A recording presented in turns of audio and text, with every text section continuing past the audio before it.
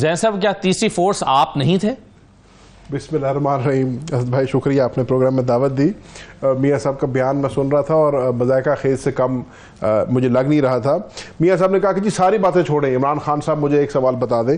میرا میاں نواز شریف سے ایک سوال ہے, یہ ساری باتیں چھوڑیں, ایک سوال کا یہ جواب دے دیں کہ رجیم چینج آپریشن کے بعد, پاکستان تحریک انصاف کی حکومت کو گرانے کے بعد, پی ڈی ایم کا مارز وجود میں آنا, پی ڈی ایم کی حکومت بنانا, یہ جو اب حکومت بنی ہے یہ اس پی ڈی ایم کی حکومت کا 2.0 ہونا, تو میاں صاحب بتائیں یہ اب چوتھی فورس ہیں یا پانچویں فورس ہیں یا ان کو کوئی نیا نام دینا پڑے گا؟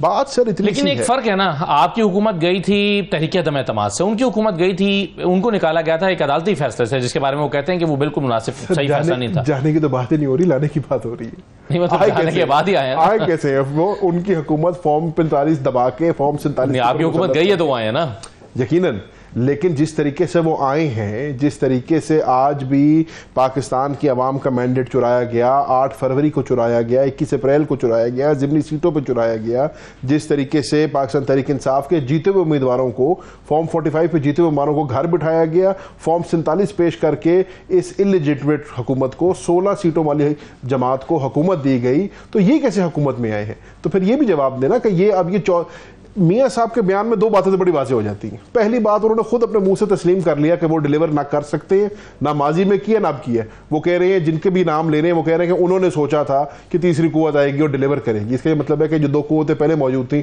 وہ تو ڈیلیور کرنے کے قابل نہیں ہیں. تو ابھی بھی آپ کو یہ نظر آ رہا ہے کہ وہ 2 قوتیں جوڑ بھی دی, آپ نے پی ڈی ایم بھی بنا دیا, آپس میں آپ نے جو ہے بھائی بھائی بھی ہو گئے. وہی لوگ جو کل تک کہتے تھے پیٹ چاک کر کے لوٹی ہوئی دولت واپس لائیں گے, وہی لوگ جو کل تک کہتے تھے سڑکوں پہ گھسیٹیں گے, آج کٹھے بھی ہو گئے, کٹھے حکومت بھی بنا لی اور ڈیلیوری پھر بھی 0 ہے. تو پھر میاں صاحب خود بتا دیں, یہ چوتھی قوت ہے, 5ویں قوت ہے, 6ٹھی قوت ہے, یہ کون سی قوت ہے؟ زین قریشی صاحب ایک تو یہ مجھے بتا دیجئے, پہلے میں آپ کیا قادر مندوخیل صاحب کی بات کا جواب دینا چاہیں گے, پھر میں اگلا سوال کروں, کیونکہ وہ یہ کہہ رہے ہیں کہ آپ نے کہا تھا IMF کے پاس نہیں جائیں گے لیکن آپ گئے, آپ نے کشکول اٹھایا, پھر وہ بتا رہے ہیں فگر دے رہے ہیں کہ آپ نے کتنا قرضہ لیا اپنے دور حکومت میں. اسد بھائی میں اس میں 2 باتیں کرتا ہوں. پہلی بات تو قادر بھائی بڑے بھائی ہیں, جہاں تک ذوالفقار علی بھٹو کی شہادت کا سوال ہے یا محترمہ میری بھٹو کی شہادت کا سوال ہے, انہوں نے یقیناً اپنی جان کا نذرانہ پیش کیا اس ملک میں جمہوریت کے لیے, اور ان کی قربانی کو کوئی کم نہیں کر سکتا, میں کم از کم نہیں کروں گا.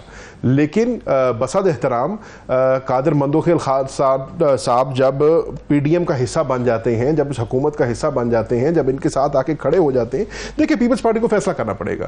پیپلز پارٹی کو جہاں سوٹ کرتا ہے وہ حکومت کا حصہ بن جاتی ہے, صدر بھی ان کا, گورنر بھی ان کے, کانسٹیٹیوشنل پوسٹ بھی ان کے پاس, اور جہاں ان کو نہیں سوٹ کرتا وہ کہتے ہیں جو لوگ ان کو لائے تھے. تو بھائی جان عرض یہ ہے, ان کو نہیں ہم کو کہا کریں, کیونکہ آپ بھی انہی کے ساتھ ہی آئے ہوئے ہیں, انہی فارم 47 پہ آئے ہوئے ہیں. زیادہ دور نہ جائیں, اگر ملتان کی آپ سیٹیں دیکھ لیں تو جس طریقے سے گیلانی خاندان کو پیکج ڈیل ملی ہے, سارے پاکستان کو پتا ہے کیسے وہ جیتے ہیں. دوسرا والا الیکشن تو ویسے جنون نہیں جیتے نا, ابھی جو بائی الیکشن ہوا ہے خدا کا نام مانے کیسے جنون, 33,000 ووٹوں سے آپ ہارے ہیں, 32% ٹرن آؤٹ ہے اس حلقے کا, اور جن یونین کاؤنسلوں سے اور جن پولنگ اسٹیشنوں سے قاسم گیلانی صاحب جیتے ہیں وہاں پہ 70% کاسٹنگ ہوئی ہے, سیدھی بیلٹ اسٹفنگ ہوئی ہے اس کے اندر. وہ تو کسی دن آپ پروگرام کریں گے, آپ کو شواہد کے ساتھ بتاؤں گا کہ کیسے وہاں پہ بیلٹ اسٹفنگ کی گئی ہے. بات آ جائے کشکول کی کہ میاں نواز شریف پھر وہی حرکت کر رہی ہے. مطلب میرا مقصد, بہت بڑے لیڈر ہیں, میرا مقصد نہیں ہے ان مذاق اڑانا یا تمسخرہ کرنا, لیکن وہ مزاحیہ بات کریں, وہ کہتے ہیں کہ ہمارے ہاتھ میں کشکول نہیں تھا. آپ نے خود بتا دیا کہ $35 ارب صرف ان کی ایک دور حکومت میں انہوں نے لیا ہوا ہے. پاکستان 24واں IMF پروگرام سائن کرنے جا رہا ہے. اس 24 پروگرام میں سے ایک پروگرام IMF کا تحریک انصاف کی ذمہ آ گیا, جس کو یہ کہتے ہیں کہ خودکشی کا لینی چاہیے تھی ان کو.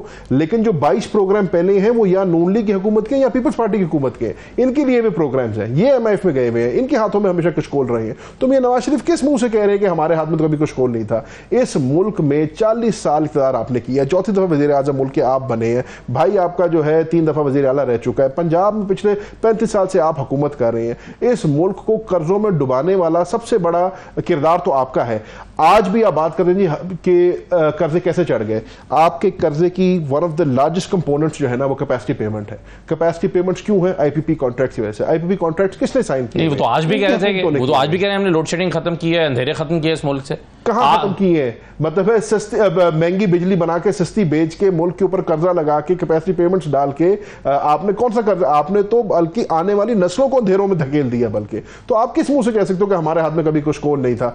آپ بریک ڈاؤن کریں نا اس کا کہ کس حکومت نے یا کس پارٹی نے کتنے قرضے لیے ہیں. سب سے زیادہ قرضے مسلم لیگ نون نے لیے ہوئے, اچھا پھر وہ کہتے ہیں کہ جی اگر میری حکومت نہ گرائی گئی ہوتی ایشیا میں نمبر 1 میں ہوتا. نہیں ہوتے سر, ایشیا کو چھوڑیں, آپ سب کانٹیننٹ میں بھی نمبر 1 نہیں, آپ نمبر 1 ہے نیچے سے. بدقسمتی ہماری یہ ہے کہ آج بنگلہ دیش آپ سے آگے نکل گیا, آج انڈیا آج نکل گیا نا. وہ تو اپنی بات کریں 90s میں 91 میں جب ان کی حکومت آئی تھی, کہ اب تک سب سے زیادہ حکومت کس نے کی ہے. آپ ذمہ دار ہیں جناب, آپ اس بات کا جواب دے سکتے ہیں کہ آپ نے تختہ الٹوایا ان لوگوں کے ساتھ مل کے, اور کس کی وہاں پر آپ یہ باتیں کر رہے تھے کہ گلے میں رسہ ڈال کے نکالیں گے اور یہ کریں گے. اصل میں آپ کو حقیقت سے بتا رہا ہوں, میاں صاحب کی اس گفتگو کا نہ مجھے سر سمجھ آئے نہ پیر سمجھ آئے. کیوں؟ آپ کس کو بلا رہے ہیں, کیا بات کر رہے ہیں, اس کا کانٹیکسٹ کیا ہے, میری تو سمجھ میں بات نہیں آ رہی. لیکن کس نے کس کو بلایا, کون کیسے آیا, کون ماضی بھول گیا ہے کہ میاں نواز شریف کس کی پیداوار ہے. میاں نواز شریف کو کون لے کے آیا؟ آمریت کی گود میں بیٹھنے والے, آئی جی اے سے نکلنے والے جنرل جیلانی کی پیداوار آج اب دنیا کو بھاشن دے رہے ہیں. آج آپ کو پارٹی کا صدر بنایا گیا تھا, آج آپ اپنی پارٹی کی بات کرتے, آج آپ اپنی پارٹی کا منشور کی بات کرتے. آج وفاق میں وزیر اعظم آپ کا بھائی بیٹھا ہے, آج صوبے میں وزیر اعلیٰ آپ کی بیٹی بیٹھی ہے, آپ ملک کے لیے ویژن دیتے, لیکن آپ کی پوری تقریر آج بھی جو ہے عمران خان آپ کے ذہن سے نہیں نکل رہا, آج بھی آپ کے سر پہ عمران خان کا بھوت سوار ہے. آج تو آپ بھی اتنے بڑے لیڈر بنتے ہیں, اتنے بڑے اپنے آپ کو اسٹیٹسمین سمجھتے ہیں, آج آپ کو پالیسی کی بات کرنی چاہیے تھی. آج آپ کو بتانا چاہیے تھا کہ کیونکہ میرا بھائی اب وزیر اعظم اور میری بیٹی اب وزیر اعلیٰ ہے اور پاکستان کے سب سے بڑے صوبے میں اور وفاق میں میری حکومت ہے, تو میں پاکستان کے لیے کیا بہتر کروں گا. لیکن پھر بھی آپ وہی نیگیٹیوٹی, وہی عمران خان آپ کے سر پہ سوار, عمران خان کے اوپر تنقید کرتے رہے ہیں. تو اس سے باہر نکلیں, عمران خان کے بخار سے باہر نکلیں اور ملک اور قوم کے لیے کچھ کریں. یہ اور بات ہے کہ مینڈیٹ چرا کے آپ کو حکومت ملی ہے, لیکن اگر حکومت آپ کو ملی گئی ہے تو ملک اور قوم کی بہتری کے لیے کوئی کام ہی کر لیں. زین قریشی صاحب, تحفظات حکومت کے اندر بھی موجود ہیں. 2 منٹ دینے, میں نے 2-3 باتیں کرنی. پہلے بات تو ڈاکٹر صاحب نے فرمایا کہ ہر چیز کی ٹائمنگ ہوتی ہے, ٹائمنگ ان سے بہتر کسی کی بھی نہیں ہے. آج سائفر کیس کا فیصلہ آنا تھا, آج ٹرائیبیونل کا لاہور ہائی کورٹ میں فیصلہ آنا تھا, تو شام کو آفٹر آفس آورز نوٹیفیکیشن جاری ہو گیا, نیشنل ہالیڈے یوم تکبیر کی منا دی, اور کہہ دیا کہ کورٹس بھی بند ہوں گے. مطلب کورٹس کو وہ اسی اپنی نوٹیفیکیشن میں کہہ دیا کہ آپ بند ہوں گے. تو ٹائمنگ تو ان کی واقعی بہت اچھی تھی. دیکھیں, سینیٹر کامران مرتضیٰ صاحب بڑے سینئر قانون دان بھی ہیں, سینئر پارلیمنٹیرین بھی ہیں. انہوں نے بڑی اچھی بات کی ہے. انہوں نے کہا کہ سینٹ کا اجلاس ابھی ختم ہوا ہے. ڈاکٹر صاحب فرما رہے تھے کہ چیف ویپ ہے اپنی پارٹی کے, جن کو ہر بات کا بہتر پتا ہوتا ہے. ان کو پتا ہے کہ 6 جون کو بجٹ کا سیشن ہونا ہے, تو ابھی چند دنوں میں بجٹ کا سیشن آ رہا تھا. آرڈیننس کی کیا ضرورت پیش آئی, آرڈیننس کیوں آیا؟ کیونکہ بجٹ سیشن میں وہ کہہ رہے ہیں اس پہ بات نہیں ہو سکتی. کیوں نہیں بات ہو سکتی؟ بالکل بات ہو سکتی ہے, بالکل, اور ہوگی, اس کے بعد ہم اس کو ریز کریں گے. دوسری بات یہ ہے کہ آرڈیننس کون لایا؟ یوسف رضا گیلانی صاحب, آپ نے بڑی اچھی بات کی. آپ نے کہا کہ قائم مقام صدر کے پاس یہ اختیار بھی ہے کہ وہ ریجیکٹ کر دیتے آرڈیننس کو. اخلاقی طور پہ یوسف رضا گیلانی صاحب کو ریجیکٹ کرنا چاہیے تھا. کیوں کرنا چاہیے تھا؟ کیونکہ یوسف رضا گیلانی صاحب کا کانفلکٹ آف انٹرسٹ ہے اس کے اندر. ان کا اپنا کیس ٹرائیبیونل میں گیا ہوا ہے. جس سیٹ پہ وہ خود منتخب ہو کے MNA بنے تھے, وہ سیٹ اس ٹرائیبیونل کے اندر ہے. تو ایک بندہ جس کا کانفلکٹ آف انٹرسٹ ہے, جو خود ایک افیکٹڈ پارٹی ہے یا بینیفیشری ہے اس کا, وہ کیسے اس آرڈیننس کو لا سکتا ہے؟ اب آرڈیننس پہ آ جائے.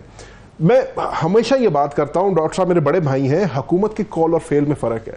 طارق فضل چودھری صاحب فرما رہے ہیں کہ یہ کالا قانون ہے, اس کا غلط استعمال کیا گیا ہے, پولیٹیکل وکٹمائزیشن کے لیے ایز اے ٹول استعمال ہوا ہے. وہ ان کی ساری باتیں ایک جگہ پہ. لیکن آپ دیکھیں آرڈیننس میں ہو کیا رہا ہے. آرڈیننس میں یہ ہو رہا ہے کہ ریمانڈ کو 14 دن سے بڑھا کے 40 دن کیا جا رہا ہے, تاکہ اس کو مزید ایز اے پولیٹیکل ٹول استعمال کیا جا سکے.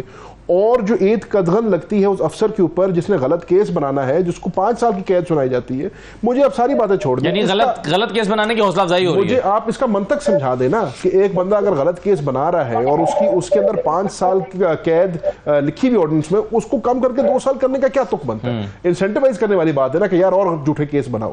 تو پوائنٹ یہ ہے کہ اگر آپ سمجھتے ہیں کہ نیب ایک مطلب ادارہ ہے جو پولیٹیکل وکٹمائزیشن کے لیے یوز کیا جاتا ہے, اور مسلم لیگ نون وہ پارٹی ہے جو کہتی ہے ہم تو پورے ادارے کو ختم کرنا چاہتے ہیں, یہ ادارے ختم ہو جانا چاہیے. ان کے لاتعداد لیڈروں کے بیانات ہیں کہ ہماری حکومت ہے کہ ہم ختم کریں گے, تو پھر آرڈیننس لانے کی ضرورت پڑی. اور اس آرڈیننس کے اندر پھر جو ہے ان کے ہاتھوں کو مضبوط کیوں کیا جا رہا ہے؟ تاکہ وہ پھر پولیٹیکل وکٹمائزیشن کریں. تو جیسے سینیٹر صاحب نے کہا اور منتخب صاحب نے کہا کہ یہ پھر ٹارگٹ لگتا ہے.